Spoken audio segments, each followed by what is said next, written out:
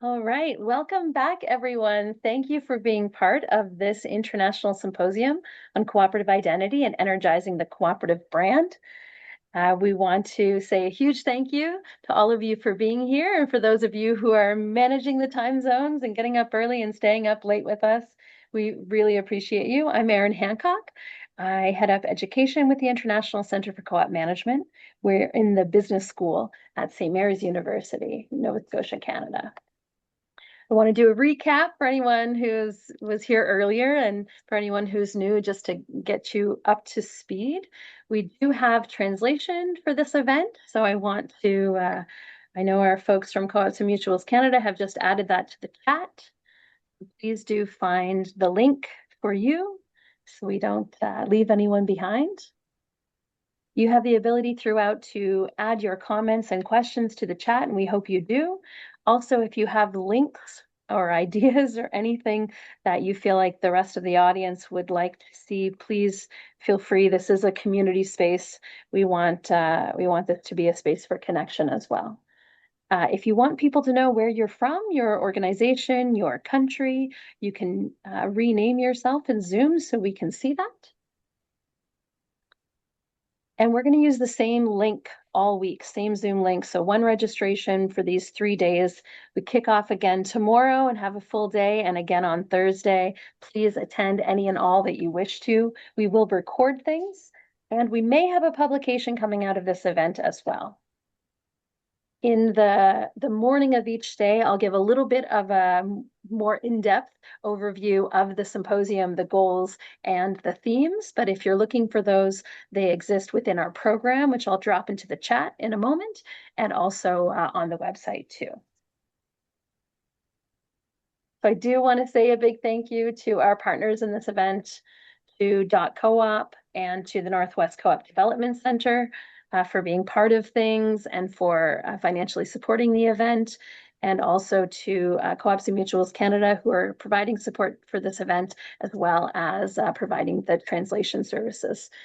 We very much appreciate that. And we also appreciate all of the speakers. I have been vibrating in my chair all day today. There's been so much good content. It can be, hard sometimes to think that you can stay focused for a day of online programming, but it's been so dynamic and so many things that are answering the questions we've all been asking. So, and we've got another great group of folks coming up right here to do more of that. I also want to acknowledge give my thanks to the elders past and present here in Mi'kmaq territory. I want to uphold and honor the treaties of peace and friendship. We are all treaty people, and we're lucky to be able to operate our center and cooperate and make family and community here on these lands in Chubuktuk, which is also known as the Great Harbor in Mi'kmaq language, on the shores of the Atlantic Ocean. So without these lands, we couldn't do the work that we do. So I want to now hand it over to John McNamara, who is with the Northwest Co-op Development Center, to get us underway. This segment will last 2 hours, and this will be our final segment for today.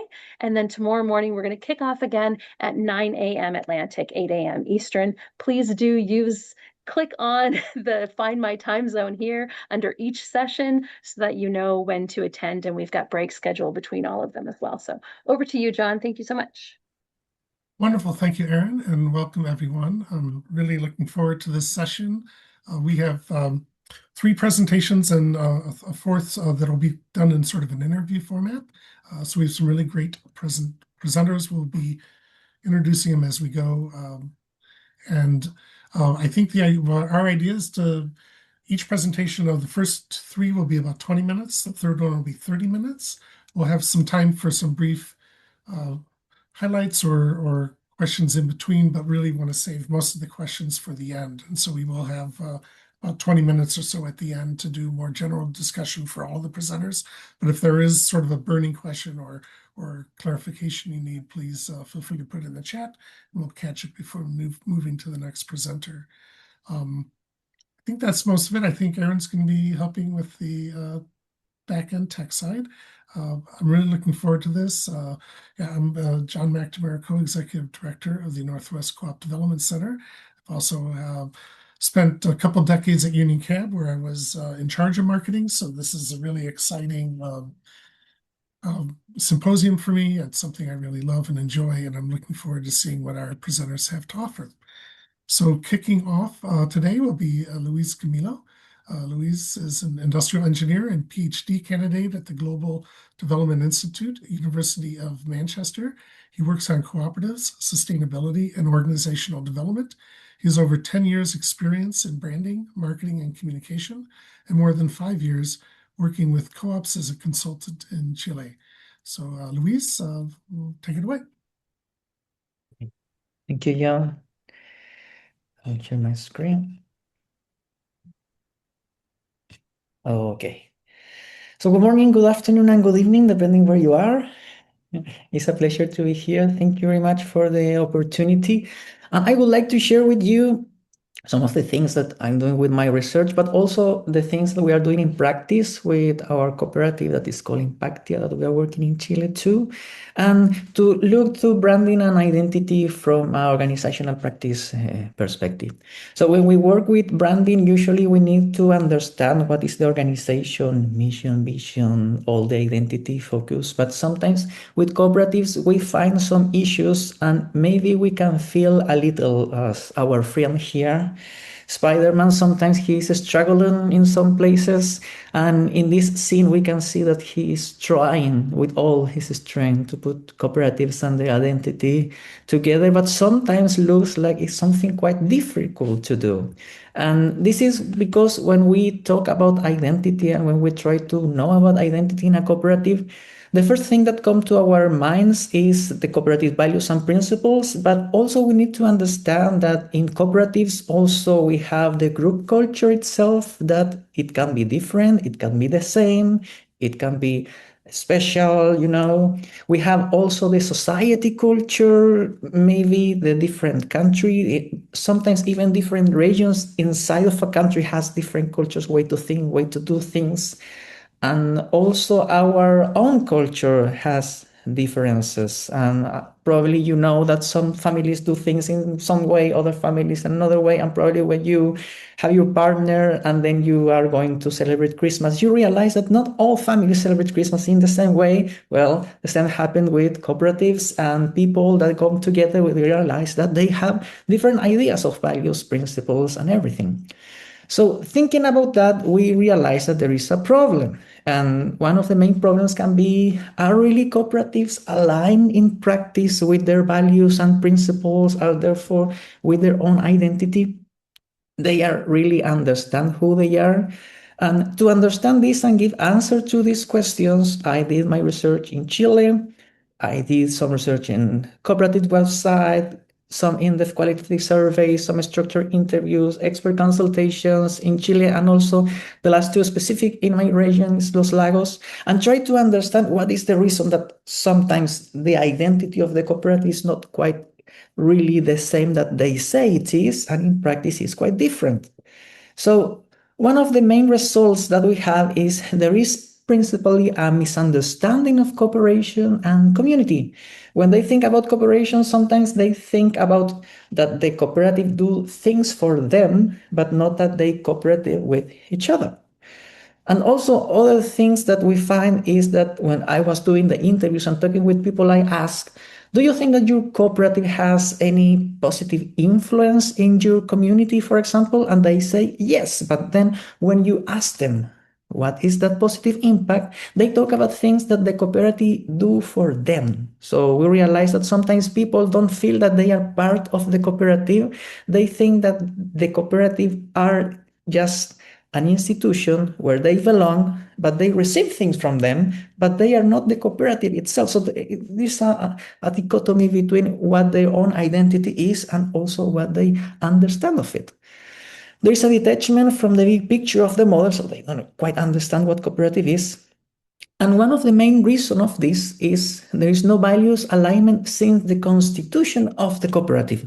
So we find some cooperatives that they became cooperative only for funding reasons. For example, there were some people that they were working together, or maybe even they didn't know each other, and somebody tell them that If they create a cooperative, they will receive funding from the government. And they became a cooperative. But the only reason they do that was because they're going to receive funding. So actually there wasn't principle, there wasn't values, they didn't understand the model, they just signed the papers because they wanted to receive that money. And we have other cooperatives that sometimes they just go together because they want to work in some ways. Somebody else do the paperwork for them, but they didn't never understood what the model was about. So we find these different issues that make us see that the cooperatives are cooperatives in name, but actually in the heart, we can say they are not. They are just a normal business. So we could say maybe that the main problem is a misunderstanding of cooperativism, but as you can see here, that could be just the tip of the iceberg, because if we go deeper and we take a deeper look of the information that they can provide us, we realize that the problems are deeper than that. There is an absence of cooperation, responsibility, and communication. They don't communicate themselves well. And sometimes we are worried of the way that we communicate to the others, but then we realize that actually as an organization, as a cooperative, we don't know how to communicate. Sometimes, maybe it's your case, I don't know, some members send a message in the WhatsApp group of the cooperative and nobody answers, or we just have some apps but nobody say yes or no or answer the real question. And sometimes you send emails and you don't receive answers. So there is some problems of that. The main problem with cooperation, also problems with leadership and management, because sometimes members in cooperatives think that the people who has the roles, the president, the manager, etc., are the ones who has to do everything and make the decisions and propose things, and they are just waiting for those things to happen, and they forget that cooperative actually it's that all the members has power and has to have a impact and also a role that has to do something. It's not just to wait for the people who has the names or the roles. And also, we have the cooperative suffers from instrumentalization. And this is from both sides. The members that use the model just to receive some benefits, but they actually don't care if that is something good for others. And in the other way, sometimes the state, the government, some public institutions use the model to give to the communities some benefits, but they use the model just as a way to put the people together and make some decisions, but they don't actually have the time or take the time to create an organization and understand their own values and principles and the difference that they have with other organizations. So if we try to summarize this, we can realize that the main problems are the principles and values, also the leadership, the unity of the cooperative for all these problems of cooperation, community, and communication, but also sustainability. And may you ask, why sustainability? Because when we talk about sustainability, it's not just about the environment, we understand also about the community. For example, principle 7 of cooperatives, the cooperation among cooperatives, but also the economic sustainability. As these cooperatives that I told you, some of them are just surviving for the funding that they receive. Sometimes if they don't have that funding, they will not survive. So they are not sustainable in the economic part also. So we find different cooperatives and some have very good intentions in the things that they are doing, but nobody took the time to them to really explain what they are doing. So for this reason, we are proposing this model that for all these problems that we are suggesting, we have called PLUS. So this is the PLUS methodology for co-ops that I would like to share with you.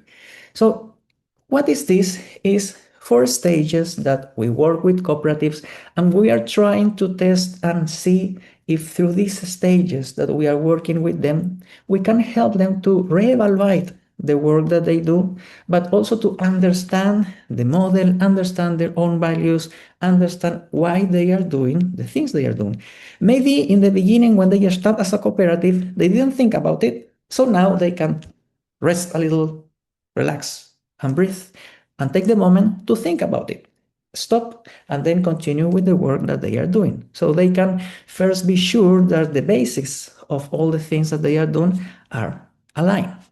So we work with them, and as you can see, we have some cards that we work with them to try to see if they understand the values, what they understand about it, because even when maybe all of them know that the values are democracy, gender equality, etc. Maybe each of them has a different concept of what gender equality means, what democracy means, etc. So we need to make some decisions with them.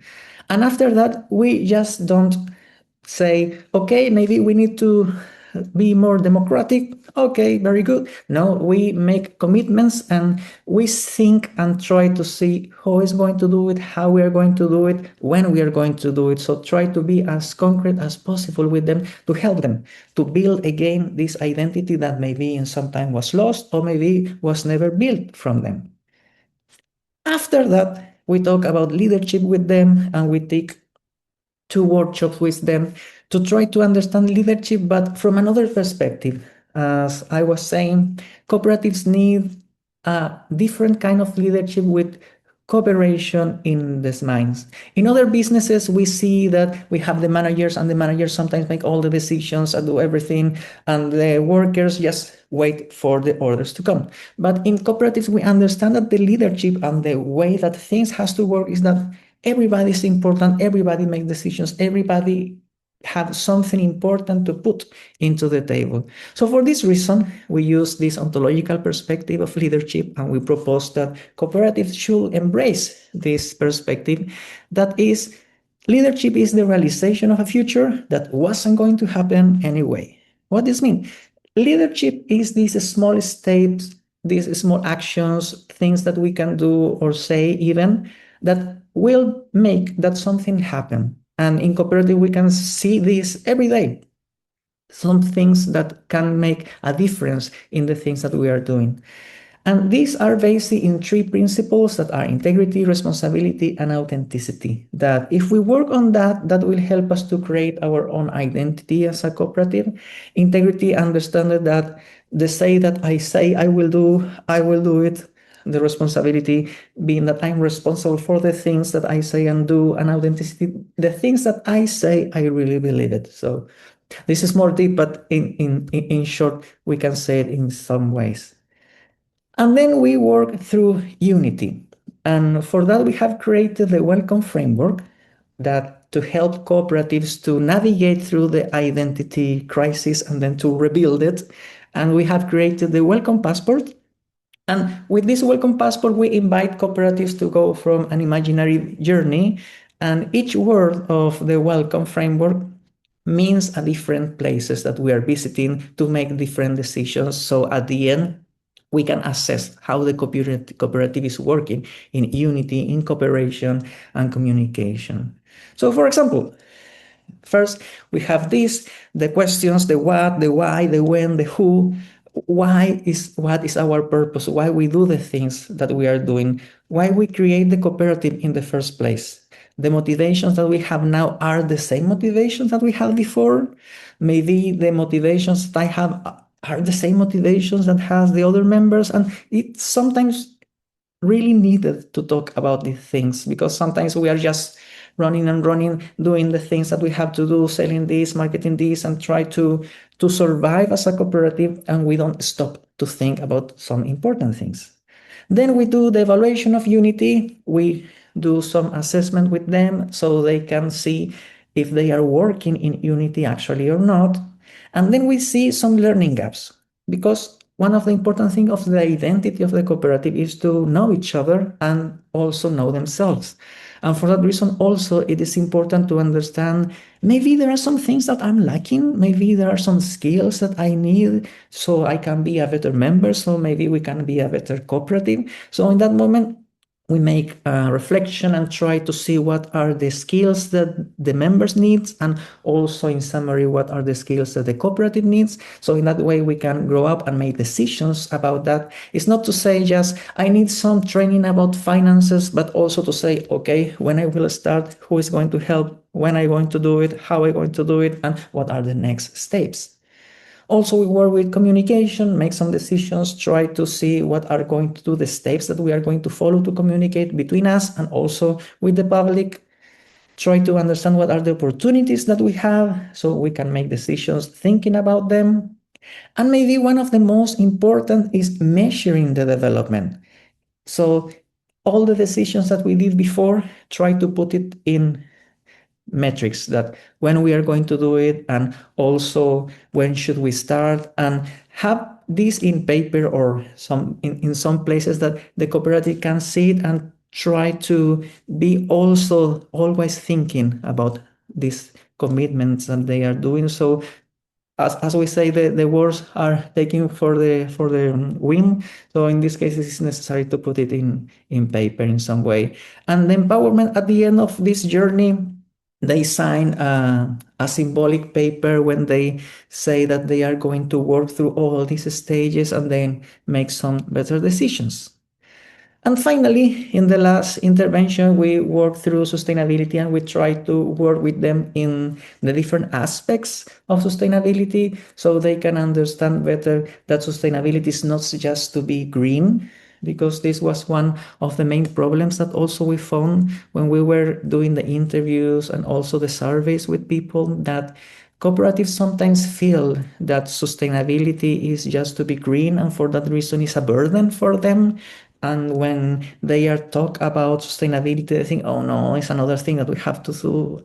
Apart from all the responsibilities that we have now, we have to think about the environment. So sometimes they have this mindset, and usually it's difficult to change that. So it is important for them to really understand that sustainability is the core of the cooperative, because if they have their principles and values, they are aligned, if they are working in community, if they have a good communication, if they understand what the model is about and they make good decisions, the business is going to be sustainable economically and also will be naturally sustainable for the community and also for the environment. So the idea of this methodology is to work with them to create or recreate, if you want to put it in that way, their own identity, and also to reflect on the first motivations that they have and also what are the challenges that they can do in the future.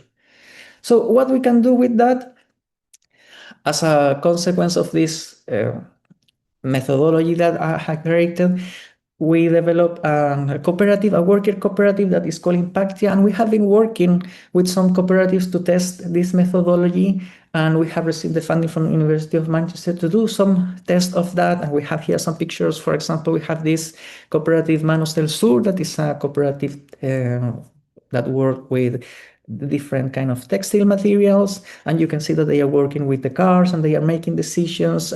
This was very beautiful workshop that we have with them through different weeks, that they have the time, and they say that they were really grateful because they have the time to think about the things that they are doing, and they were able to give them a time to reflect. And also we work with the cooperative Chile. This is a cooperative that also is in the south of Chile in an island called Chiloé.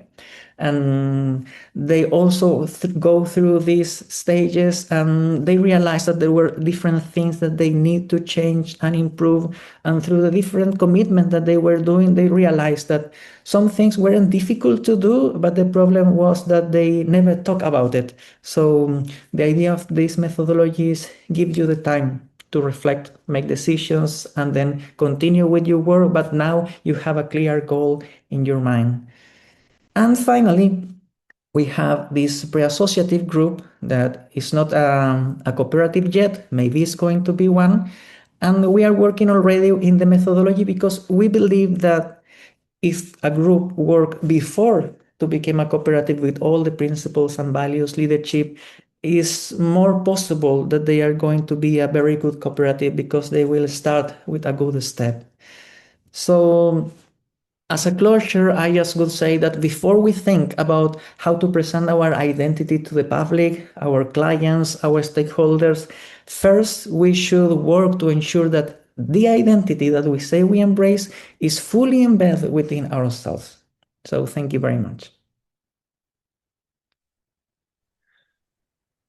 Thank you, Luis. That was really exciting. I forgot to mention one of my other hats is I teach strategic advantage at the International Center for Co-op Management. And I really felt this resonated so much with Daniel Cote's new cooperative paradigm model of how do you actually take the identity and implement it into operations and governance? And so really an exciting tool. I can't wait to see the results of your research and how it works. And I want to use it with some of the Thank you very co-ops I much. work with.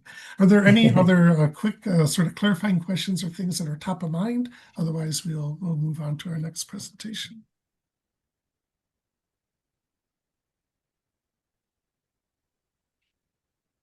Hearing none, then let's go to Nicole Borner and Cheyenne Robinson with the Trillium Cooperative, and they will work in their own introduction. So Nicole and Cheyenne, take it away.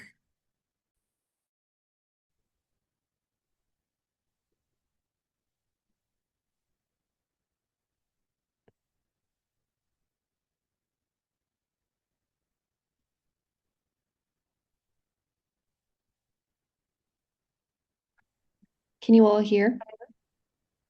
Oh, there you are. Okay. All right. Thank you, everybody. As John said, we are Nicole and Cheyenne Robinson. Well, Nicole Borner, Cheyenne Robinson. We are Trillium. Trillium is a worker-owner cooperative that is native-led, worker-owned consulting co-op founded by three women who came together with a shared belief that communities deserve more than outside solutions. They deserve ownership, voice, and a real seat at the table. At Trillium, our work focuses on cooperative development, Indigenous economics, food sovereignty, community engagement, facilitation, and technical assistance across rural and Indigenous communities. We partner with tribal nations, organizations, agencies, and communities to help build systems and projects that are community-driven and rooted in local values and strengths. A lot of our work is relationship-based. We believe good work starts with listening, trust building, and understanding community context before we ever jump into those solutions. Whether we're supporting food systems,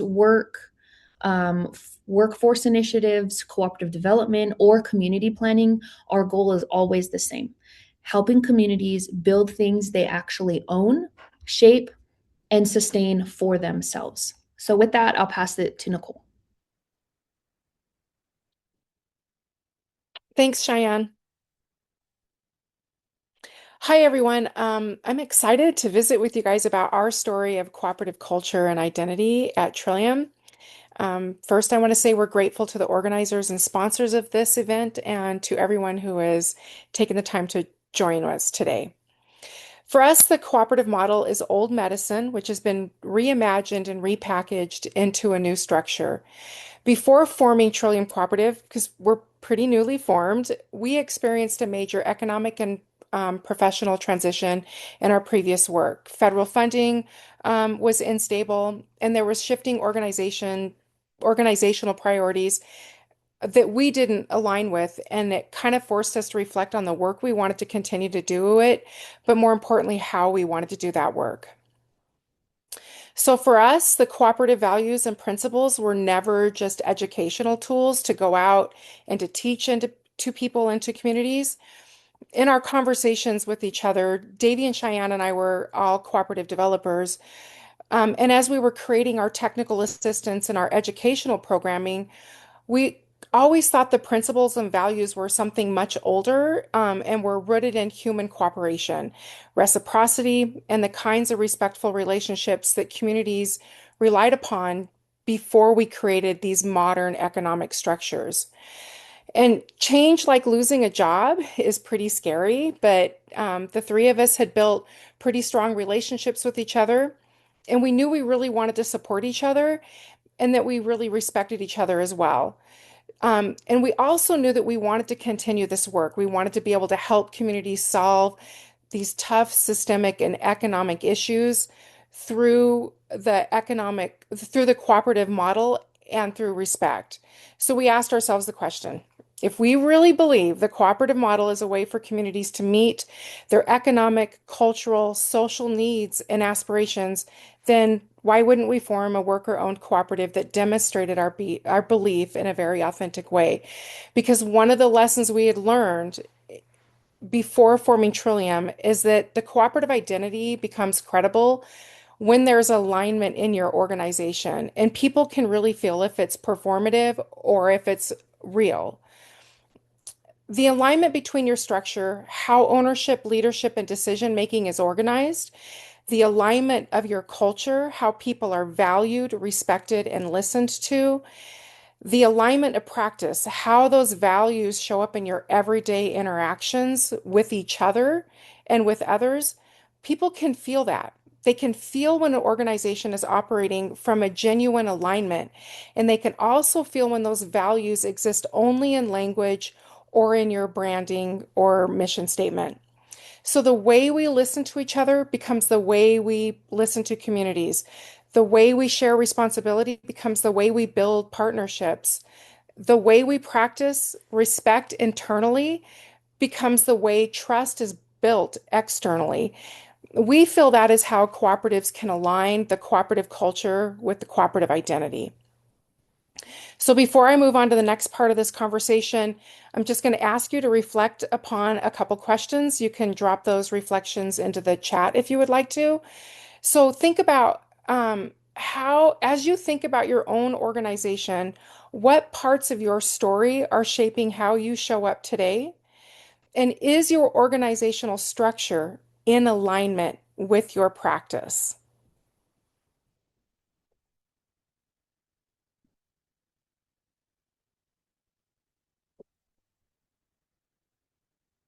So we grounded, Sean, do you want to mix to the next slide?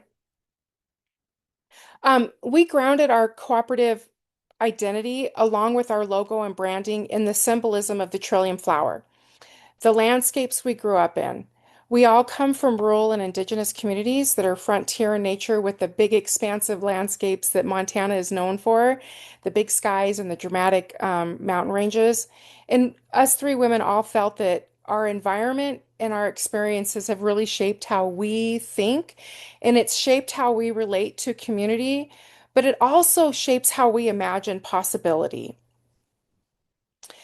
The trillium flower is a symbol of alignment between our structure, our culture, and our practice that we believed was necessary to build trust and solidarity and respectful relationships. That structure for us meant building a worker cooperative where we could practice daily, on a daily basis, democratic participation, shared responsibility, and accountability to one another. Due to our prior work experience, we really believed that people doing the work should be able to shape that work. So ask yourself, how does power move within your organization? Is it through ownership, governance, and decision making? Does the participation align with those cooperative values and principles? Or is the power and decision making from the top down that is actually rooted in control and not the cooperative principles and values? Because we feel that equal voice is more than about just participation. It's about whether people genuinely feel heard and respected and trusted in the decision-making process.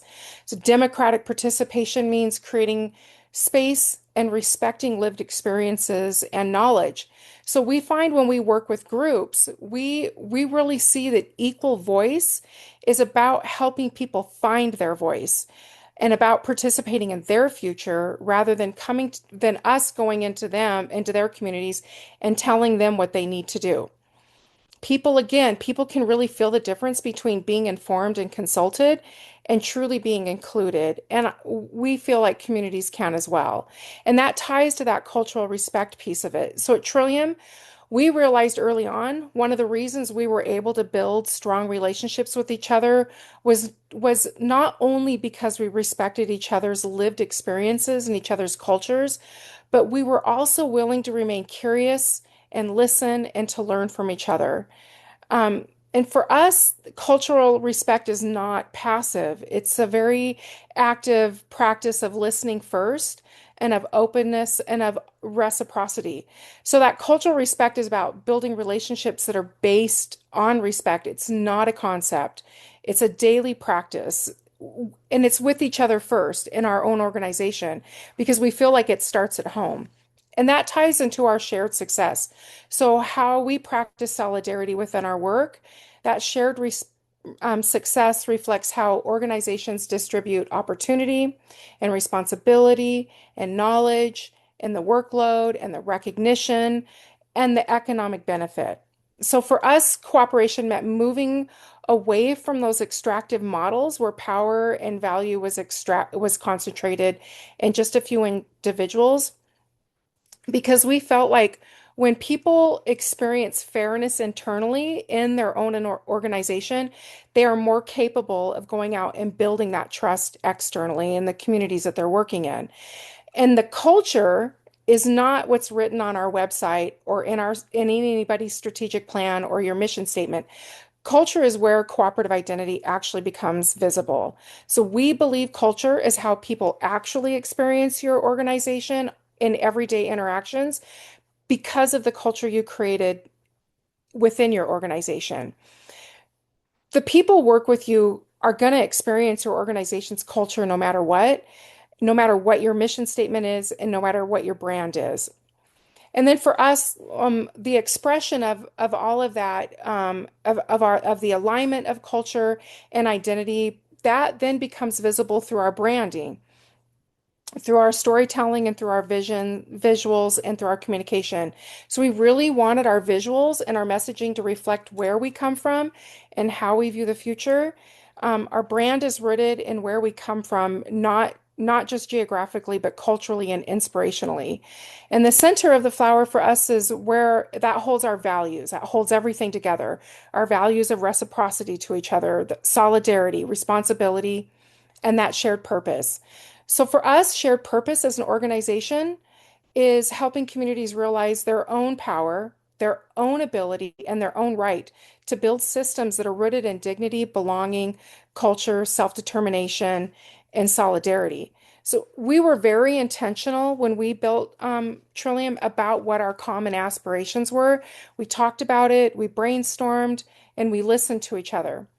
So for your organization, we ask you to reflect upon what is the shared purpose or value holding your organization together, and can people feel that in the way that you operate? And again, if you're interested, you can just drop those reflections in the chat. And with that, I'm going to pass this next part of the presentation on to Cheyenne. Thank you, Nicole. So as you're dropping those into the chat, I'm just going to continue on here. So, as we developed Trillium's identity, we knew that the flower itself had a deeper meaning. The Trillium has historically been associated with women's healing and medicine. And that resonated deeply with all of us being women, and it being women-led. So not only as a women-led practitioner, but as people trying to help communities heal from extraction, from disinvestment, and systems that no longer serve them. That is really where our old medicine, new structure truly began. So when we were building this presentation, we incorporated the medicine wheel alongside the cooperative principles because we saw a deep alignment between them. Not because cooperatives and indigenous systems are identical, but because many of the values that sustain healthy communities, they overlap. The medicine wheel reminds us that balance matters, relationships matter, responsibility matters, community wellness is interconnected. And when we looked at cooperative principles through that lens, we saw the same themes emerge: shared ownership, democratic participation, education, concern for community, cooperation among cooperatives, and long-term sustainability. In many ways, cooperatives give us a modern structure capable of carrying very old teachings forward into today's economy. That's part of what we mean when we say old medicine, new structures. For us, old medicine isn't just tradition.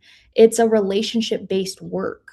It's community accountability. It's understanding that economies should serve people, not the other way around. Even our name, Trillium Cooperative, reflects that thinking. The Trillium flower has long been associated with medicine, healing, women, and community care.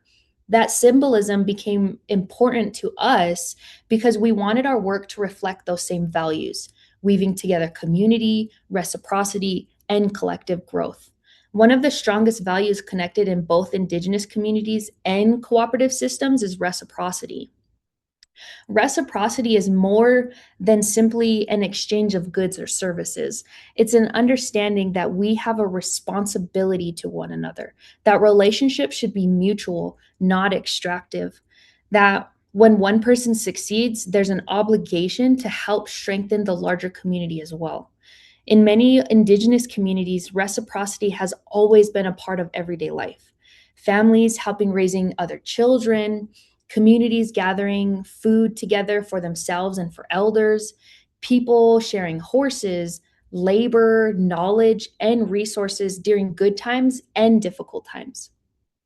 Hunting, harvesting, ceremonies, giveaways, and mutual aid systems all carry elements of reciprocity. It's not only about generosity, it's about survival, accountability, and maintaining balance within the community. And that's why the cooperative structure resonates so strongly in Indigenous communities, because ideally, cooperatives are not designed around extraction or individual gain at the expense of others. They're designed around participation, shared benefit, long-term responsibility, and community well-being. Too often, Indian country has experienced economic systems rooted in extraction instead of reciprocity, systems that remove wealth, resources, labor, and decision-making power from communities without long-term accountability to the people affected by them. Cooperatives create another path. They allow communities to participate in modern economies while still remaining accountable to their culture, to their community, and future generations. What Nicole shared earlier about our work is important because our communities recognize authenticity. They recognize when organizations truly live the values that they speak. Our clients respond to us because they can see shared ownership. They can see accountability. They can feel the difference between transactional engagement and genuine relationship building. We live it, we don't just market it. And that's why we believe cooperatives hold so much opportunity in Indigenous communities, not only as a business model, but as a tool for cultural protection, for food sovereignty, housing, youth engagement, renewable energy, artist collectives, and community rebuilding. Because economic development shouldn't require Indigenous communities to become less Indigenous in order to succeed. The opportunity in front of us is not simply building businesses, it's to build systems rooted in reciprocity, responsibility, and relationships. Old medicine does not mean outdated, it means proven. And so, with that, our children, I was always told, these are my kids, by the way, but I was always told as a young Indigenous up and coming individual that there's always a saying that says our children are our future. And that's just not the case. We were told that we are our children's future. We are the ones that make that change because what we do today affects their tomorrow. And so with that, our reflection question for you is how can you be the change you want to see in the world? And how does your cooperative make that possible? So with that, I will return it to Nicole. And yes, I think you're on mute, Nicole. Yep. There you Thanks, are. Cheyenne. We just want to thank Yes. everybody again for being able to participate in this wonderful event. And if you are interested in learning more about Indigenous cooperative and economic development, or about building respectful relationship-based approaches and best practices for working alongside tribal and Indigenous communities, we just invite you to connect with us. We're excited about the future for rural and Indigenous communities and the future of the cooperative movement. So thank you, guys. Thank you, Thank you all. Nicole and Cheyenne. That was really great. I want to say the We Are Our Children's Future kind of aligns with what I was chatted in the previous session about how I think the term ownership and membership is really not the right word. I think it's stewardship is what we do as co-ops. And we're here to help our community today, but also to keep that for the next generation that's coming, to make sure it's strong for them too. So really wonderful presentation. Are there any other quick thoughts or highlights that anyone would like to jump in and add right now Otherwise, we will continue on. Please keep putting your reflections in the chat. I think it's great to see that and make this more interactive space as much as we can. Next up, I got to look at my notes here, is Graciana Mojica, the Executive Director of Fundación Nodos. Sorry if I'm not getting my pronunciation correct. That's great. Fundación Nodos, created by organizations within one of the largest cooperative business groups in Argentina. She leads the development of the Nodos management model for cooperatives, a cooperative university and educational programs, working with the core team and network of facilitators across 120 cooperatives, connecting nearly 50,000 farmers, strengthening cooperative identity, leadership, and management while unlocking their full potential. So, yeah, Graciana, please take it away. Okay, thanks you, John. Good afternoon. I will share my presentation. Is that okay? Okay. Looks good. Bueno, good afternoon and thank you for this space. I'm joining this conversation from Buenos Aires, Argentina. Argentina is a country where cooperatives have been part of our economic and social fabric for over more than a century. And today I'd like to share our experience, our learnings from our contexts. We know that cooperative identity is one of the most powerful assets our cooperatives have, our organizations have, but many cooperatives are clearly, they can clearly express their values, but they usually struggle more translating these values into leadership practices, governance decisions, and organizational culture. And so I would like to share today how we are working on bridging this gap from Argentina with the Fundación Nodos experience. So I would like to briefly share where Fundación Nodos comes from. Fundación Nodos has been created by a group of cooperative enterprises that have more than 100 years across in Argentina, operating across multiple sectors. We have a deep root in agribusiness with our first cooperative, but then we've been developing the different businesses in insurance and finance, in tourism, health and wellness. And finally, 9 years ago, these cooperatives, this group of cooperatives decided to create a shared space, a common place to think, to learn, and to work together on the challenges that they were facing collectively. So let me tell you about the ecosystem where we are working. These cooperatives have been working together along these 100 years and have been built a large ecosystem of 130 cooperatives. They are agribusiness cooperatives. They are settled in 600 towns, small and mid-sized towns in Argentina, in different provinces, reaching 50,000 farmers, producers. Overall, there are like 10,000 collaborators, and they are serving over 2 million members in service throughout our services cooperatives. This is the ecosystem where Nodos was created 9 years ago, especially with a main purpose of strengthening cooperatives through leadership management and knitting and strengthening these networks.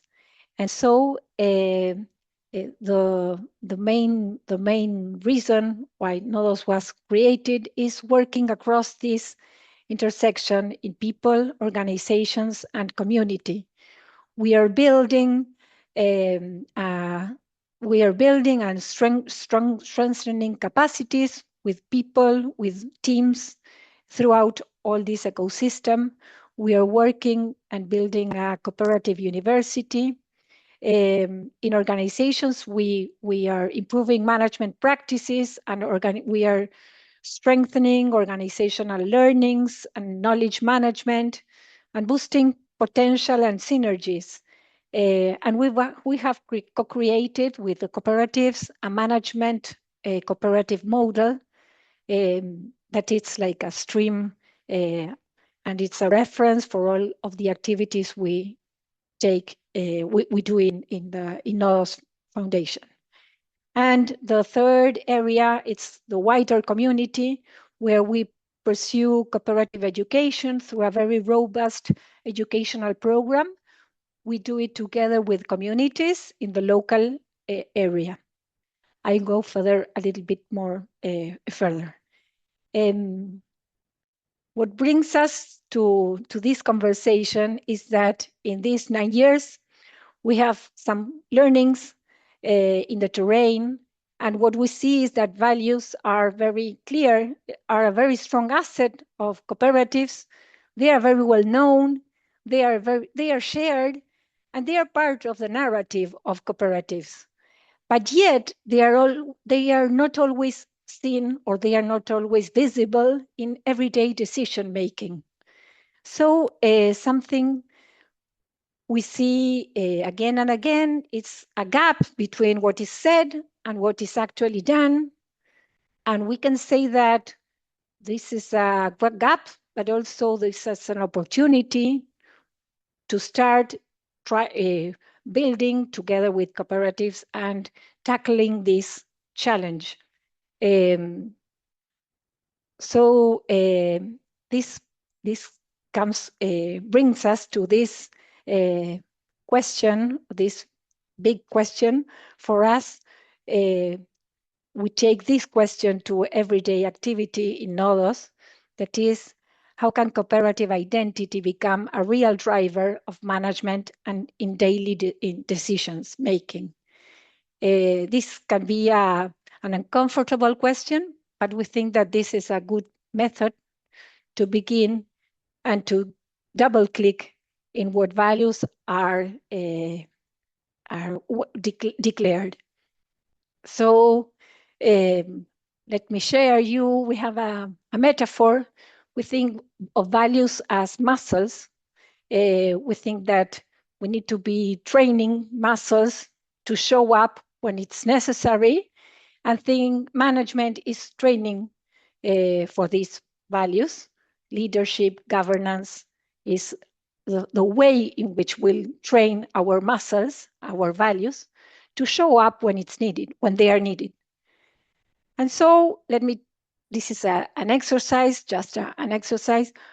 It's something that in our team, in the NODOS team, we always try to have this conversation in cooperatives.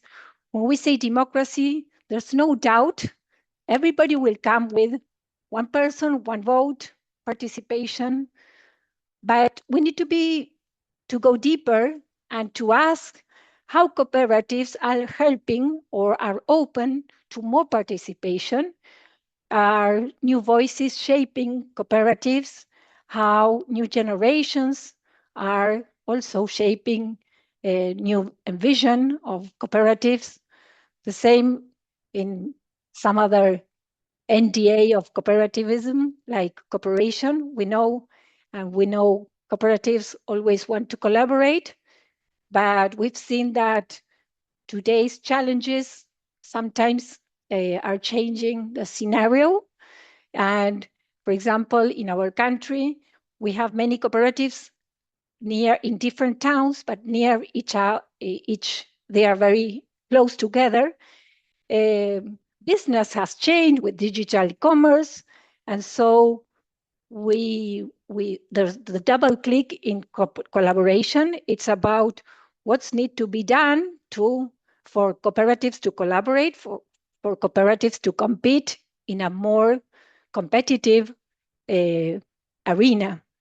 There's another organizations, so what's need to be changed in the collaboration view, in the collaboration way of seeing cooperatives. The same when we talk about sustainability, we know that cooperatives are fond or think about long-term decisions, but the question is how many decisions are being taken with a short-term pressure. And this is the question, no? This is the conversation we think we have to bring to the learning processes and to the conversation with cooperatives. So the real tension we see it's between keeping values as ideas and activating them as behaviors throughout these questions, throughout this double click in these values. And so wanted to tell you or share what Fundación Nodos is doing to embed identity into different aspects like leadership, governance, strategy, and community. In Fundación Nodos, we have created with other cooperatives a management model. It's a set of good practices. We've done with this with the cooperatives.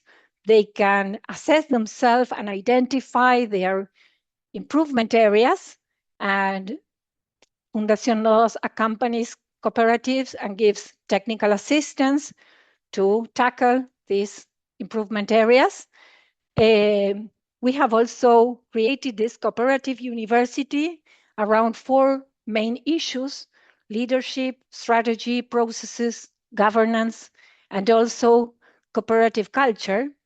There's a very dynamic job market. People are coming and going out from cooperatives, maybe different from some years ago. And what we think, and cooperatives have also told us, we need people that come into these organizations to know and to learn what's the cooperative model about in the daily basis. And we have also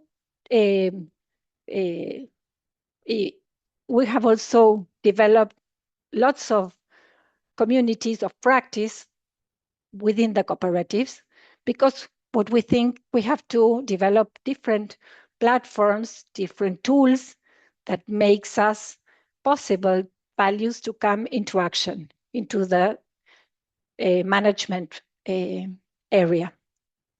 So now I will share some numbers, some results of what we have been doing. And this is not about performance, but I want to tell you or to share about what's engagement. We've learned there are many people willing to enter these questions. There are many people to reflect about how cooperatives will need to develop themselves to keep the value that they have already have had. So this is our learnings. There are many people willing to professionalize. We have been able to put together 96 practices, best practices among cooperatives. We have a very robust program in schools. We do this through cooperatives, kinder, primary, and secondary schools with gaming methodologies. And we have been able to reach a great community of 12,000 students and keeping on. And we have a community in our network of 30 cooperatives managing this management model, cooperative management model, and the practices. And this is how far we have reached today. We know that there's a lot to do yet. This is a very big ecosystem, but what we are very clear about is that values need to shape the decisions. And so we are also very clear that if we think about training and muscles, we need to bring these values to the conversation, to the management conversation, and making difficult questions and being able to deepen more the conversation so that we give more space for these new challenges we have. I like the motto of this Congress when they say that cooperatives will be cooperatives will no longer be a kept secret, no? I think that's very motivating. And we also think the challenge is not telling who we are, but deciding how we are willing to evolve to remain who we are, to remain the value cooperatives have. This is the question, and this is our daily motivation. We think that this has to be done together. It's a very huge ecosystem. It's not only local, but regionally and globally. I'm very fond of this picture because this is my team. I know that today we are sharing this space with some of them, so thank you. And we are very fond of being here and sharing this conversation. There's a lot to do. There's a lot of helping cooperatives transformation to the future challenges. And we are very willing also to welcome here to Argentina to let you know our group. We have been receiving different groups in the last years. And well, that's all for today. Thank you very much. Thank you, Graciana. That was really exciting to learn about your work. This is fantastic. I think there is one chat here from Aaron, if that's correct. So when you talk about best practices, are these written up as cases, or are you tracking things shared less formally as well? And if documented, that's a great value to build the collective knowledge base. We have documented. We've done 3 years. It's an event where we invited cooperatives to share their best practices around this management model. And this has been wonderful. Many cooperatives have been presenting their own practices. We have a website. We can put it in the chat.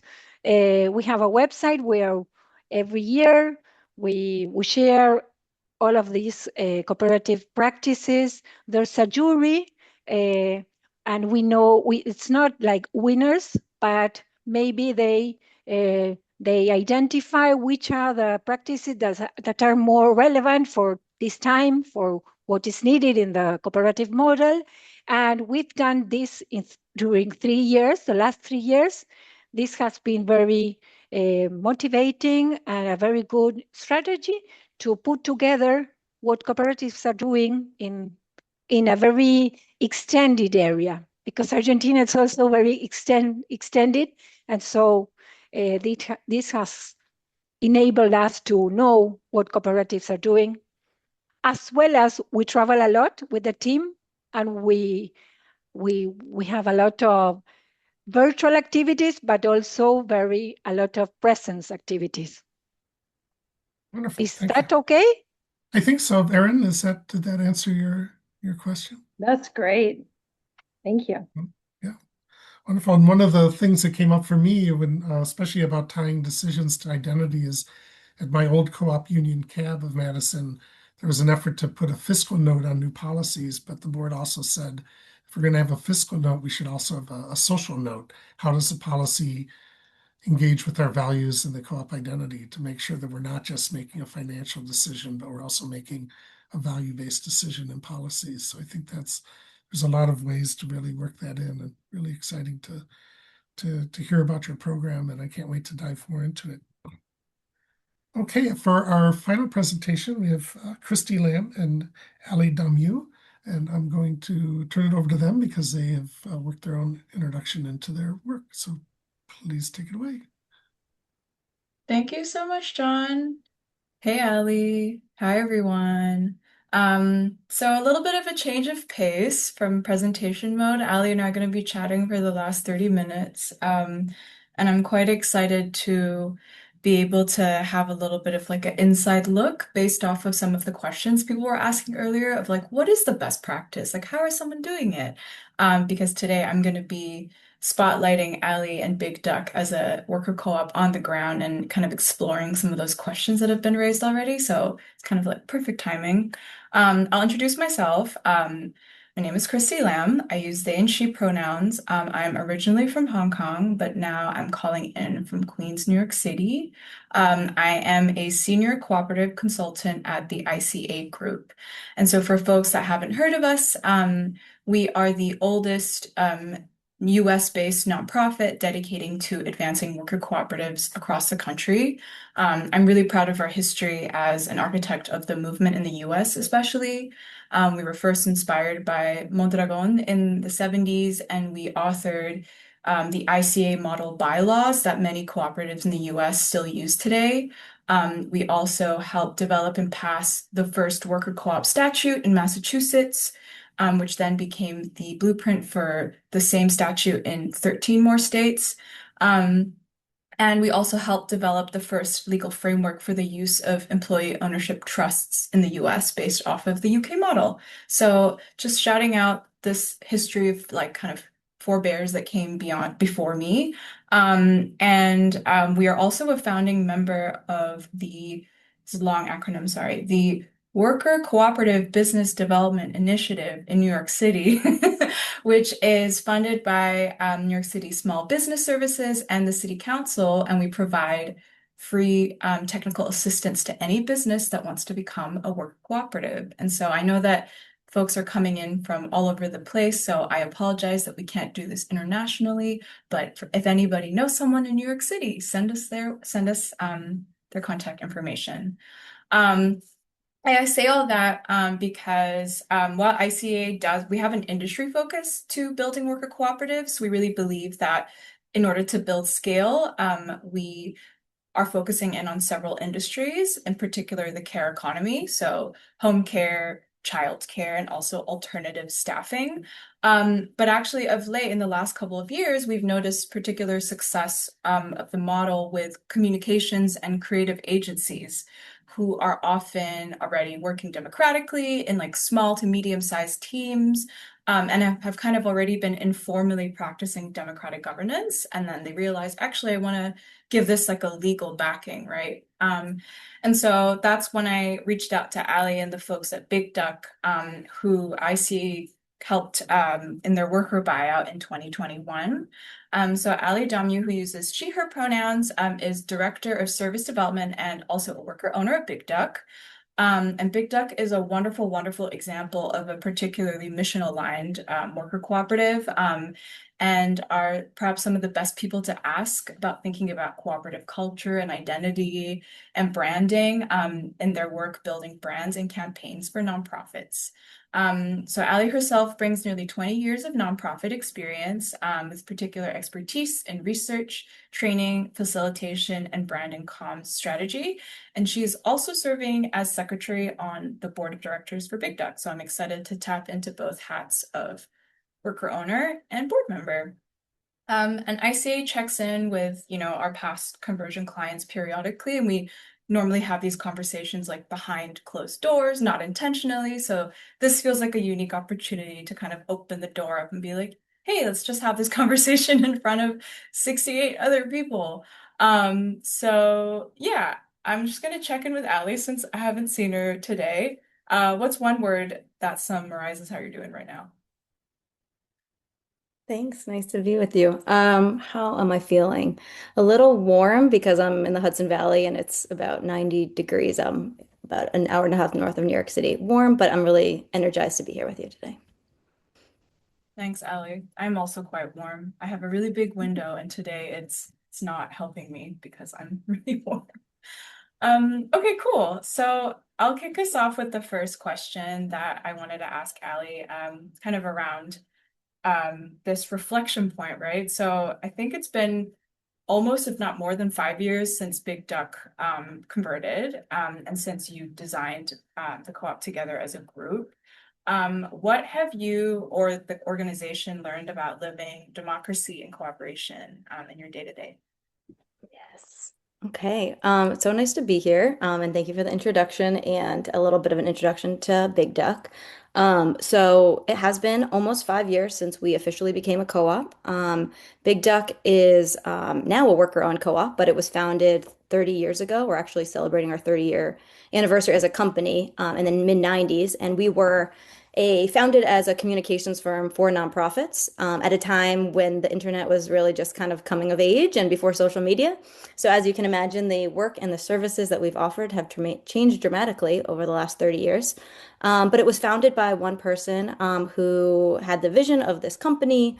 Her name is Sarah Durham, and she was the founder and owner of the company for 25 years. Founder and owner and sort of single owner. And we were always a very small team. I joined the team about 12 years ago.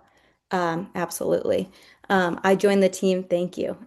Let me know if I could up or slow down at all.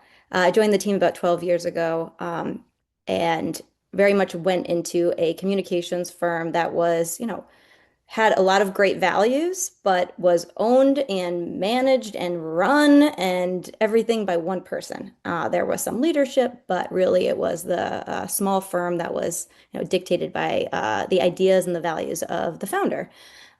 So, fast forward to 5 years ago, the agency's in its 25th 25 years anniversary, and the founder started thinking about, transitioning out.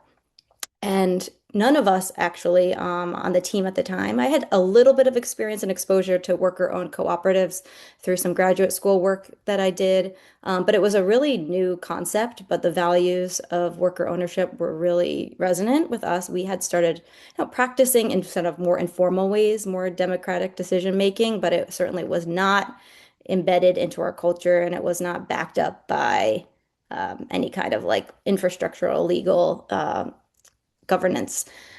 So now it's been 5 years. We had the amazing support of ICA to kind of get us off the ground, to establish our board, to establish our governance chart, to establish our bylaws.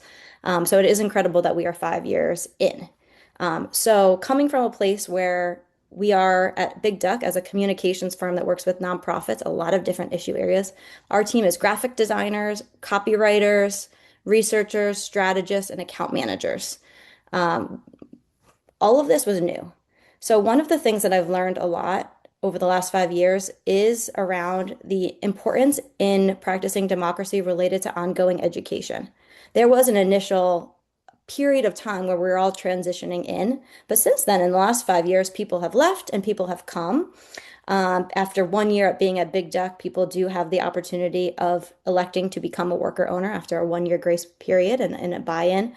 But becoming a worker owner doesn't automatically mean that you're fluent in all things cooperative governance, right?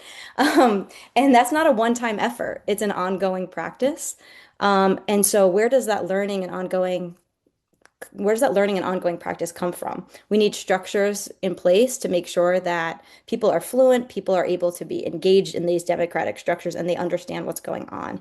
So I do think that relates to how, democracy functions generally, right? We have right now, after this meeting, I have to go vote for my school board budget.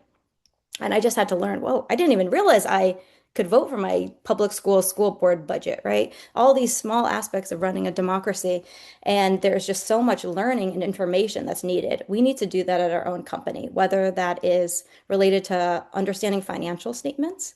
I'm on the board as well. We've created all these resources and tools to make sure that anyone coming into the cooperative, anyone that is a new staff member that's learning, or anyone that's been in it and just needs a refresher, could access learning and resources to be able to to enter in. So we actually have this shared internal resource now that has recordings and resources and reorientations, everything related to governance and finance, the process for crafting a proposal, a policy proposal, and how that works, how decisions are made, how annual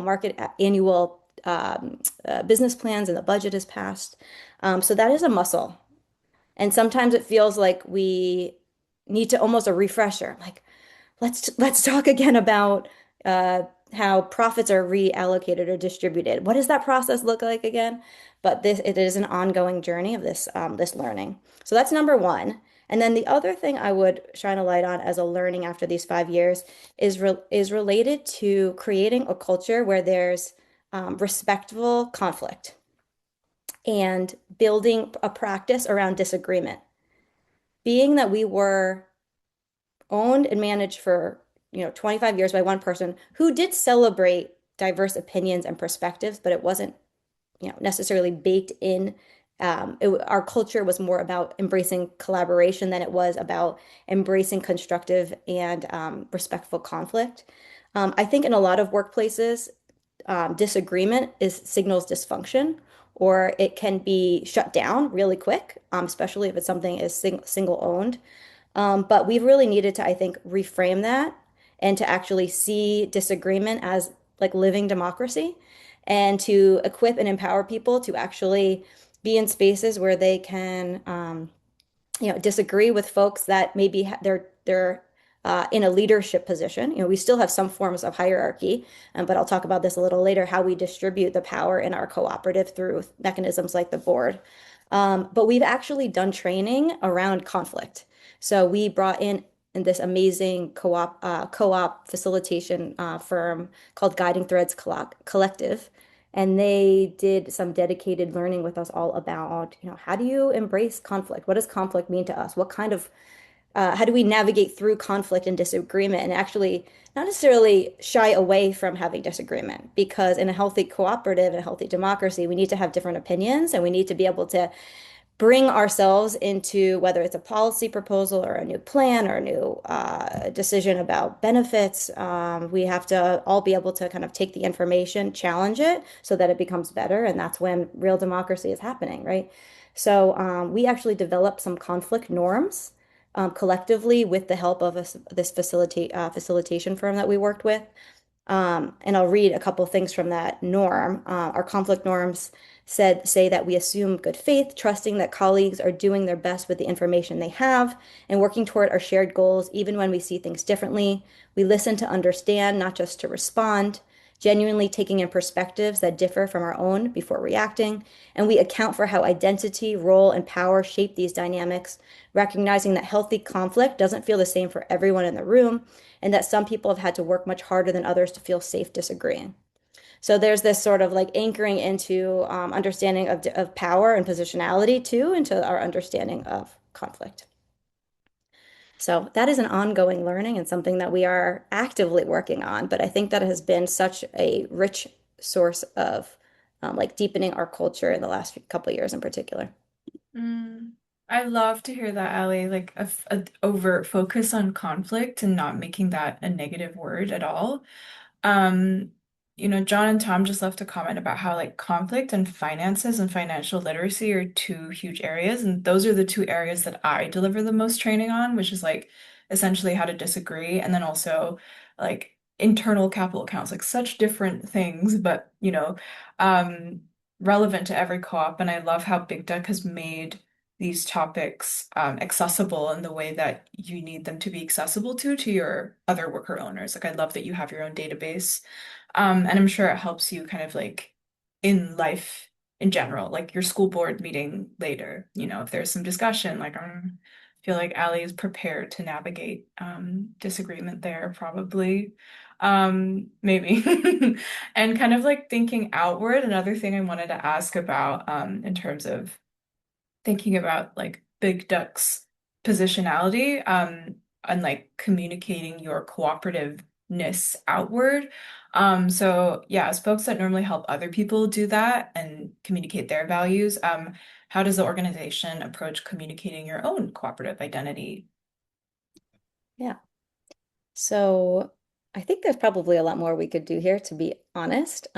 We are not always the best at tooting our own horn. We do have an active website and different social channels, but I'll share a couple things that we do.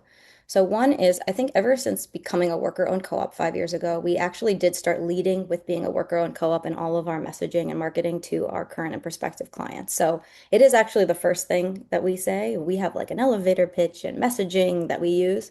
And where we had in the past said we are a communications firm, the first thing we say now, and we're all kind of equipped to put it into our own words, is we're a worker-owned communications firm that equips nonprofits.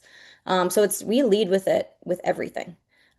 Anyone that's learning about Big Duck, whether they are attending one of our events, we do a lot of capacity building in the nonprofit sector, whether they're finding us online, increasingly finding us through search or AI even, they're finding out and they're able to see that we are a worker-owned firm. It is very much loud and proud of how we're communicating. Another thing that we like tactically that we do, but I think it seems like a small thing, but actually it has a ripple effect of impact, is that everyone that is a worker owner, their job title has been updated, that they are a graphic designer, worker owner, copywriter, worker owner. And that is on, business cards, their bio pages, anytime they're speaking or representing or introducing themselves. I think that carries weight because in the communications or agency world, things tend to be a little bit behind the times in terms of seeing just the principal or the owner as the source of power. By putting the titles next to, even if you are a more, junior level graphic designer, if you are a worker owner, there is a credibility there. That's sending a message to our clients that actually your team that's assigned has a stake in the success of this work and has a stake in the success of like the business, and they're invested a lot more. And I've seen that play out a lot. There used to be times where, a client, not a nonprofit client, might say, "Oh, can I talk to the, can I talk to the principal or can I talk to the owner?" and want to circumvent. Well, we're all owners. It's pretty powerful, and I think it really makes a difference in how people feel proud of their roles and proud to be a part of the co-op, to be able to share that, regardless of the role that they have, and their experience coming into the work, they are worker owners. And so for folks, we've had nearly every single person, I think maybe with exception of one, after their 1 year mark at Big Duck, become a worker owner. I love that using of cooperative principles and like cooperative identity to kind of reset power, especially in the communications world where like, yeah, historically it has been really hierarchical. It must have a huge impact on folks' work and empowering them to be like, actually, no, I can speak about the business or my job. I will add one other thing. So a lot our Mhm. clients are, we've always we've been structured as an independent individual yeah, corporate communications firm with values. But I think, Mm. and we've always worked with nonprofits. A lot of our clients are justice-oriented organizations, social justice orgs, organizations fighting for reproductive justice, or organizations fighting for educational equity, or all sorts that we work with a lot of arts and culture organizations, climate change organizations. Becoming a worker-owned co-op has created a sense of much deeper alignment with our clients, where we are, I think, more able to demonstrate that we share the same values. And the way that we're expressing that is actually through the work in the operations. We're not just saying that, but it's actually built into the operations. These values that we hold are actually, you could see them practice and you could see them actually operationalized through the decision to become a worker-owned co-op. It really builds a lot of credibility and alignment with our clients. Yeah, I think for the same reason, that's kind of why as developers, I mean, we're a nonprofit, we are a 501(c)(3), so we can't technically incorporate as like a co-op in the way that you have, but we also practice the same kind of cooperative model. Like I'm a member. I can't say owner because there are no profits to be owned, but I hope that communicates more credibility, like you say, Ali, like when I'm telling a client, like, you know, don't make decisions unilaterally, like stick to the decision-making matrix. Has everybody seen it? And they're like, no, I've never seen it before. And I'm like, okay, I've seen mine. This is what it should look like. And so it speaks from personal experience as opposed to kind of prescriptive consulting. And yeah, you mentioned how like operations is kind of the evidence, like showing that the democracy is not just skin deep, it's like inside out. And so I'd love to hear a little bit more about kind of your governance structure and how democratic governance has impacted your culture internally. Yeah, because I know you've shared a little bit about like committees and board stuff. And so yeah, love to hear a bit more about that. Yeah.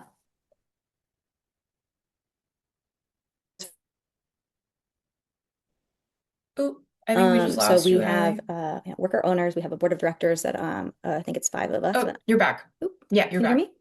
Oh, hi. Okay, good. Sorry about that. I will repeat what I just shared. So it has been becoming a worker-owned co-op, and through the way that we do governance, it's been transformative for our culture. I'll share some ways that it has. So in a traditional communications agency, power is definitely centralized, and it had been centralized for Big Duck. It lived with the founder and the principal, with the senior team, and now it is distributed. So our board of directors includes folks that are just a couple years into their tenure at Big Duck. It represents folks from across the agency, including strategists, including marketing folks. There's a lot of different, participation across the firm. And one of the things that it really means is that there is just so much more space for people to be able to contribute and shape the business and to live out as, really living out what it means to be an owner and having power to shape the future of the firm. So there are a lot more spaces for participation through our governance. So that could look like being a part of the board, which is not the only part. It could look like being a part of, as a worker owner. There are committees. For example, I'm part of the policy committee, but there's a governance committee. There is a committee that's responsible for our finances. There's multiple committees. Sometimes they come and go.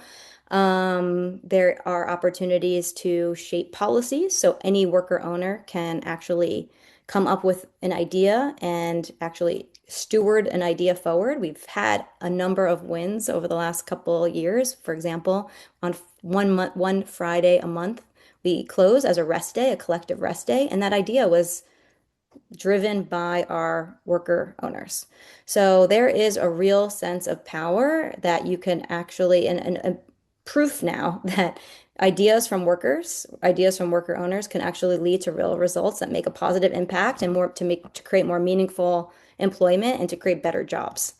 And that there's more spaces for your voice to be heard. So I think one of the things with becoming a co-op is it's sort of like multiplied the amount of spaces and the amount of rooms where your voice can actually be heard. Whereas in the past, worker owners or in the past, before becoming a worker owner, maybe there was a limited involvement in terms of like the budget. Now worker owners are being asked to review the budget, provide input. Board members who are elected are approving the budget, right? So it is this distribution of power that is felt. And even though we still have some hierarchy, there are these checks and balances in place to make sure that it's not concentrated. And then where we do feel like we have a concentration or there's something with our governance chart, there's an issue or there's a lack of clarity, we have the ability to be able to voice that and say, there's something wrong here. There's something that's either not clear or there's something where it feels like there's power that's concentrated too much in this way. How can we look at that? Tom's comment in the chat is really making me think about like looking into those rooms that you referenced, Ali. Like, I'm curious, like, do you have a specific like named decision-making process that you use? Like, do you use consent-based, consensus-based? Do you make sure everybody's okay? Like at ICA, we use consent, so it's like there's a range of yeses and nos, right? It's not a binary. Like to Tom's point, that voting can feel like there's a losing party. And so we often get to a point where everybody is okay with it.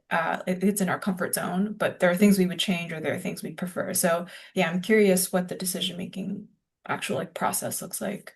Yeah, when there's something to be voted on, we always start with what we call a fist to five method. So to gauge where people are and like how hot an issue is or how much opposition or how much support there is. So for example, if there's a new policy being submitted or there's a new idea related to our annual plan, as a board, hear the information, we kind of absorb it, we have a discussion about it, and then depending if we're ready, we move to not a vote yet, but like a fist to five. And a fist is, I strongly oppose this. I am not comfortable moving forward with it. Whereas a five is, I will advocate for this. This is awesome. I'm on board. And a three is maybe, or three might be, I'm on the fence. Or four is I need a little bit, I need some changes before I could feel like I'm really equipped, or, we need more discussion here. And it gives us a sort of temperature check of where everyone is. I really love that as a tool, because it enables us to move forward at more with a speed of trust. We don't rush votes. We gauge, and because the goal is we for votes among the board, it is I want to say like 80%. I have to double check that, but it's not full 100% consensus. But our goal is as much consensus as possible. So we do create environments and space to be able to, especially, related to some of the more meaningful topics like choosing, voting on our budget for the year. We do create that space to get a sense of where everyone is before we move forward. Because if we found that out and we're all over the map, where we have a couple, let's just say we had one or two fists, but the rest were fives, we have a big split. And our goal is to actually move that and bridge that divide. We want to make sure we're able to make compromises and to recognize when things do need to be updated in order to better reflect. We recognize that not everyone is going to love every single idea, but we want to at least have more consensus and to be able to bridge some of the splits. And actually, we do that with our clients as well. The fist to five. Oh, really? We facilitate, work with our clients where we are supporting a group to make a decision. It might be choosing a logo. It might be choosing a new communications plan or tactic or tagline or even sometimes new name for the nonprofit organization. And we use that kind of technique as well to build consensus and to create clarity of where everyone is. I love that you're using that in client work. That's so exciting. Because I was trained on Fist to Five when I was voted in as a member to it at ICA. And then to hear that, not only are you using it internally, but externally, yay, that's great. I love Yeah, and I that will say that information. becoming a co-op has created a ripple effect in our client work as well. I know that wasn't necessarily something we were going to touch on, but that's one example is how we facilitate spaces, how we show up to work with our clients, how we encourage participation. We don't necessarily dictate democratic participation amongst our clients or force that, but we create spaces for clients to be able to think through how are decisions going to be made and how can you do it in a way that is aligned with your values. So we're trying to kind of push that forward in our client work as well. Yeah, that's kind of a perfect segue to maybe a closing question. As Graciana reminded me of the theme of the conference, it's cooperatives will be a secret no longer, and you're a huge advocate for it in your work. Essentially, you're communicating yourself as a co-op and telling clients about it. How do you make the advantage or the benefit of a co-op or the power of a co-op clear to people and to clients that have maybe are less familiar with it, or it's a new concept to them?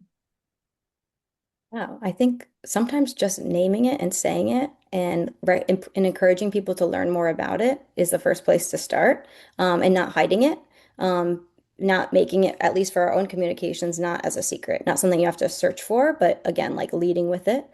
And then I think for our clients, we are we can claim that because our staff that they hire, a lot of times our clients are making decisions about hiring Big Duck or another communications firm. Usually it's not a worker-owned communications firm because there's only a handful of us. Sometimes they are maybe it's a nonprofit, but usually we're competing against maybe a bigger, more corporate communications firm. So some of the things that we talk about as being a co-op is that we are democratically run, right? We give opportunities for profits to be distributed, right? If we do have a profit at the end of the year, it's actually going back to the people that you're hiring and the team that you're working with. The majority of them are worker owners. That means that they have a strong investment in terms of the success of the project, which ripples to the success of their business, which ripples to the success of them. And that is when they get it, like I've not had one experience where I've shared that being a worker owned co-op was most folks get really jazzed about it. I don't and sometimes it has been the difference.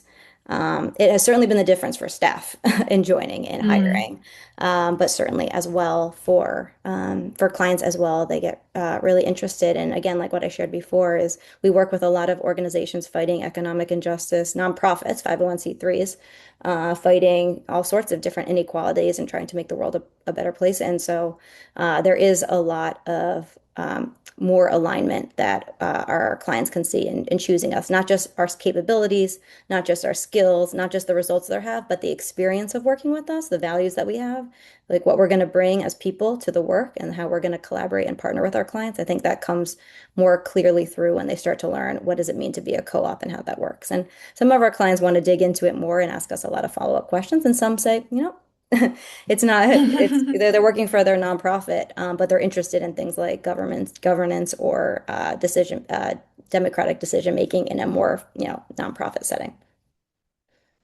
Yeah.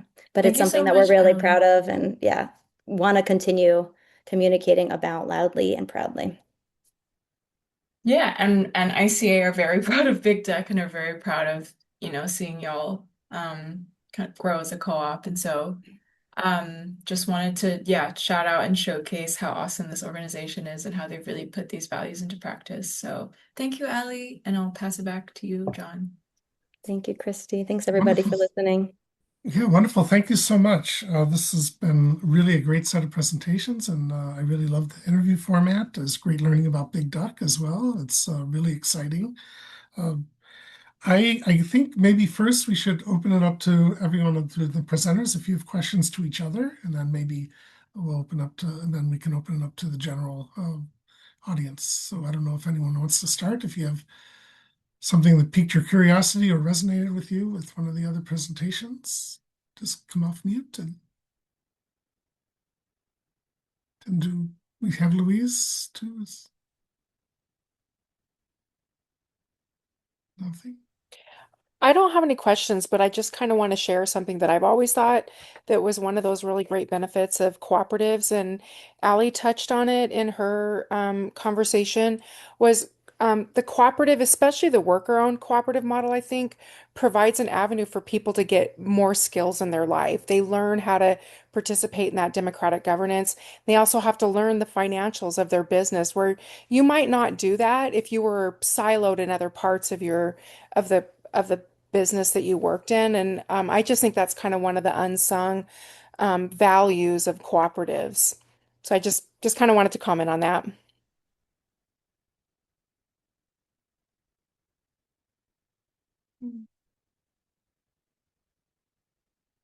Go ahead, Christy. Yeah, it's a great point, Nicole. Thanks for sharing that. I had a question for Luis. I was very interested in hearing about the depth of your research, like to know that there is that healthy of an ecosystem, even if there are misunderstandings about co-ops, but that, people are like, I am part of a cooperative. I think the US is lagging severely for lots of reasons in co-op development. And so, would you be able to share a little bit more about like what's the general environment for co-ops in Chile in terms of like funding and like legal structures? Like it sounds like it's healthy, but I just wanted to hear a little bit more about it. Yeah. No, thank you for the question.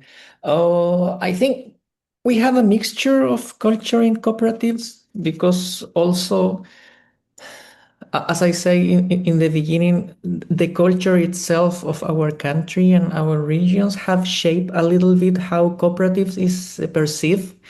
Because, for example, we have 30 years ago a dictatorship, And during the dictatorship, that also has some impact in how the cooperative movement was seen for all the political views and all the thing that is behind that. And for that reason, since that moment, after even today, there is a division between the cooperative view of the values and principles. There is one part that is views cooperative more as a business model that focuses only in the economic part. And in the other side, you have the other cooperatives that are more related and embracing the social values and the principles.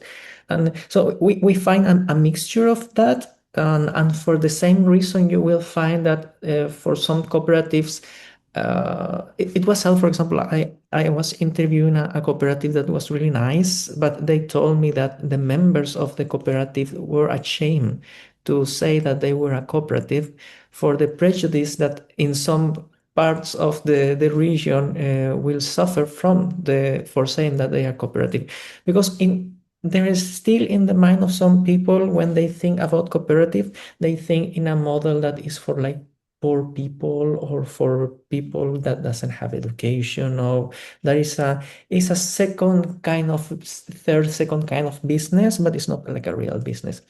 And that is like, I don't know if crazy, but for example, in Chile, we have a very big cooperatives that they're very successful. And for example, one of them, well, we have the credit unions and everything, but for example, the other kind of cooperatives, there is one that is a Column, that is a dairy cooperative, and that is one of the, everyone knows them, they are in TV and everything. And so there are this a mixture of perceptions of cooperatives, and for the same reason. And in the other hand, we have the cooperatives that are being created for this pressure to get finances. For example, the state support a lot cooperatives, and in the last couple of years, there was a lot of projects supporting cooperatives and increasing and trying to motivate people to create cooperatives. And I think that was really good. But the only problem is that these kind of projects sometimes are too rushed. So people doesn't have enough time to think about, okay, this is a very good model. We should think about it. We will try to discuss, but they are just pushed. You should make a co-op so you can receive funding. Okay, and in 1 month you could make a cooperative, and then we receive the funding, and then they realize, oh no, what we are doing now, because they didn't understand the model, and now they are push and press to have results, to do all the paperwork. And sometimes they even don't do the paperwork. They receive the help of a consultancy company, and they just go and do the signature of the cooperative, and they never understood what the cooperative was about. And then when the consultancy company leave them for years and years later, they realize that they don't know how to do the accounting, they don't know how to do the finance, they don't know how to do the legal thing that they have to do every year for the big meetings and assemblies. So one of the reasons to create this cooperative that we are creating with now is to be a cooperative that helps other cooperatives that are struggling with that. We want to be a consultants that we don't want to be with them to take all the benefits from them, but in the contrary, be with them, accompany them, and teach them how to do things, and then we leave them knowing that they know how to do the things. So we want for cooperatives to be sustainable in all the aspects that they can be, and be responsible for that, because try to understand the model and live it. I don't know if that answered a little the question.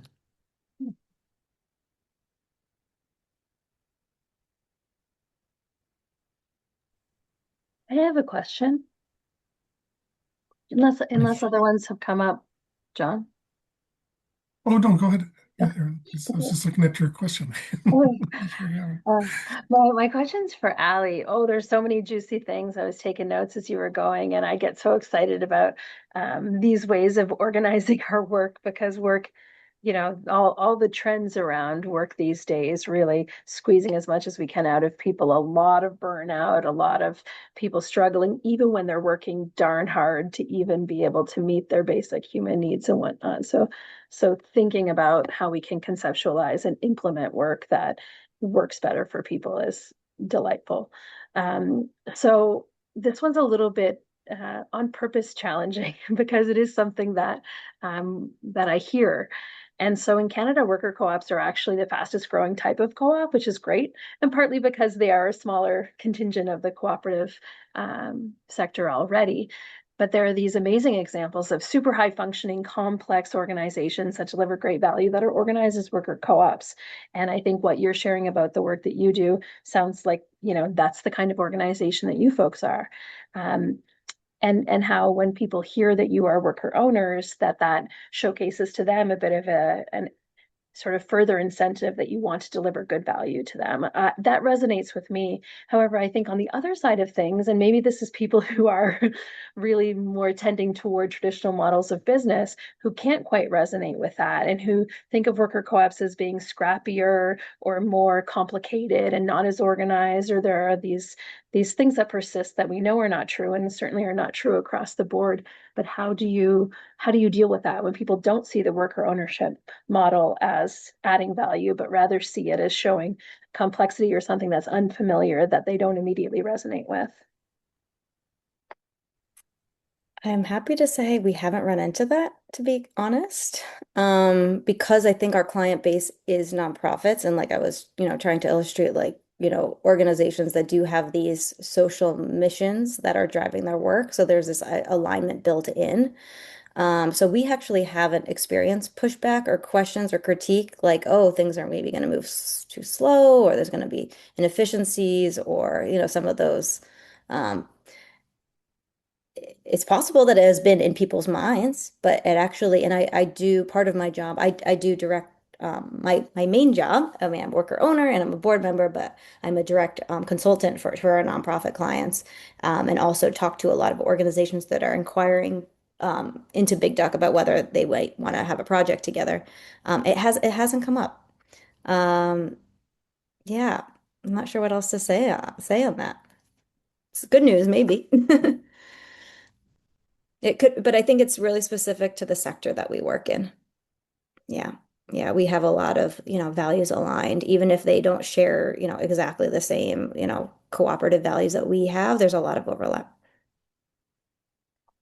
And sometimes our nonprofit clients are actually very, envious or intrigued or want to learn more about how we're actually running our business. Because sometimes in nonprofit work, there is, even in our own clients, there's burnout in the nonprofit sector. And the 501(c)(3) model doesn't necessarily mean that you're going to be running a really fair and equitable organization that treats its workers, in fully human ways.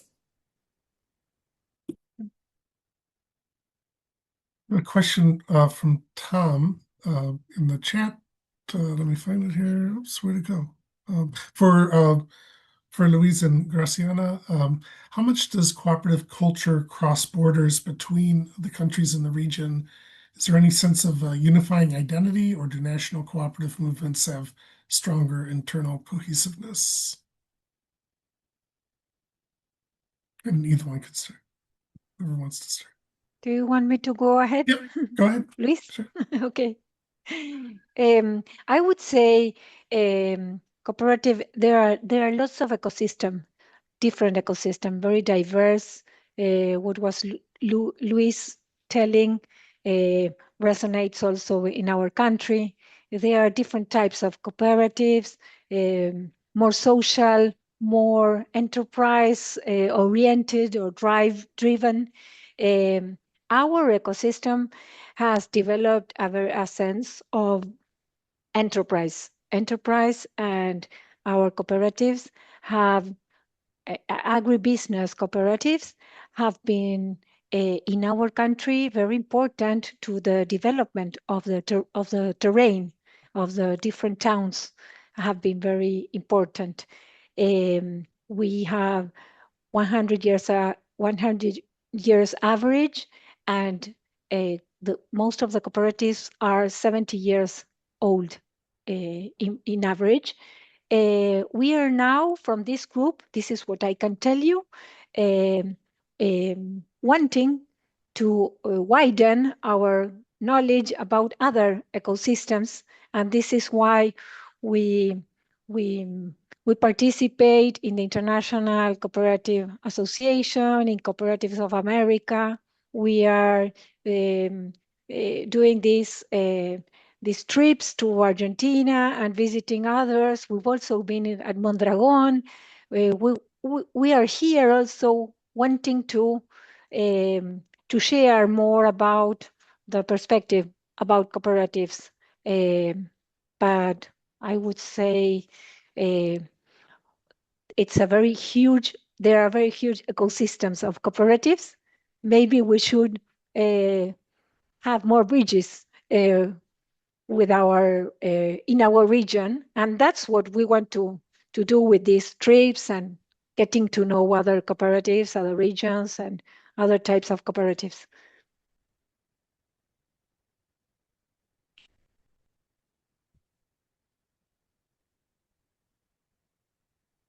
Luis, do you have any thoughts? Yeah, as Graciana says, it's the same in Chile. We have a lot of federations and ecosystem of cooperatives, and each of them has like this different mentality, one of more social, one other more economy. And for that reason, the cooperatives that are part of this ecosystem are fed with this mindset and of view on the things. So the division is still going and probably will still, but hopefully we can work together in a better way, because the division is not just for the cooperative. As I said before, our history has divided us already, and that division is still affecting in different ways the way that we see life and the economical part of our life and society. So for that reason, if we would like to have a cooperative movement more united or integrated, it would be necessary first to heal some of the things that is still happening in our country, because that also feed our culture as a cooperative movement. This is something difficult to happen because the things that happened in the past were really difficult and hard.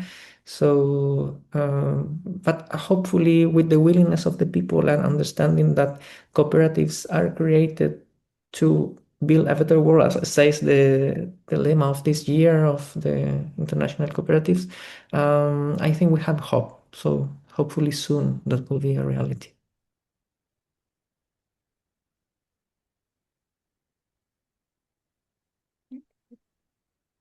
We have time for one or two more questions or comments, reflections, if anyone wants to just come on mute and come off mute and ask, or.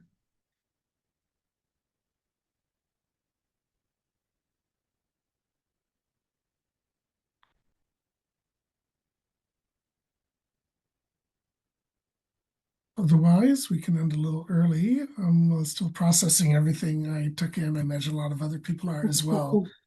This has been really an excellent session. I've learned a lot. I can see some of this I'm going to incorporate into my class next January.